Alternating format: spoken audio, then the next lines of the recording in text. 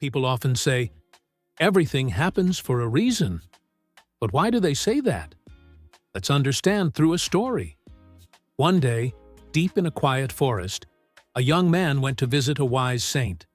He looked heartbroken, tears streaming down his face. The saint gently asked, "My child, what happened?" The young man replied, "Everything I had is gone. Robbers stole it all. I have nothing left, not even a way to go home. How can this be good? How can anyone say this happened for the best?" The saint smiled softly.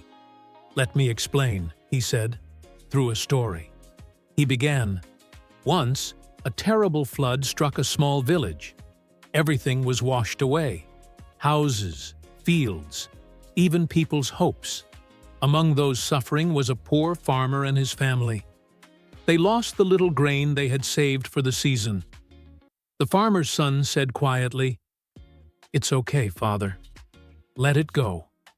Whatever happened, happened for good.' The farmer grew angry. 'What foolish words are these?' he shouted. 'We've lost everything, our home, our food. How can this be good?' He yelled, 'Go away! Leave me alone!' The boy left in tears. Hours passed. As the sun went down, the farmer began to regret his harsh words. Just then, a rescue boat arrived and saved them. A villager said, 'You scolded your son for no reason. He was right. You were saved after all.' But the farmer replied bitterly, 'Saved? We still have no house, no food. What good is that?' His wife touched his shoulder gently. 'We may not have much,' she said, 'but don't lose hope. I'll start working in nearby houses. We'll survive somehow.' The next day, the farmer went to the city searching for work. He tried everywhere, but no one hired him. Tired and hopeless, he returned home. Looking at their tiny straw hut, he whispered, 'My son is gone, my crops are gone, and people still say everything happens for a reason.' His wife said softly, 'Don't worry, try again. Things will change someday.' The farmer nodded slowly and went out once more. On the way, he met a saint who asked, 'My friend, why do you look so sad?' The farmer shared everything: the flood, the loss of their home, their food, their peace, and how his son had left. The saint listened carefully and said, 'That's exactly why I say what happened for your good.' The farmer frowned. 'How can you say that? I'm suffering every day.' The saint replied calmly, 'The answers will come with time. Don't lose faith.' That night, the farmer sat alone, thinking deeply about the saint's words.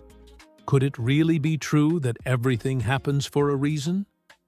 Days later, he found work with a kind merchant. The merchant paid him well and even gave him a small house to live in.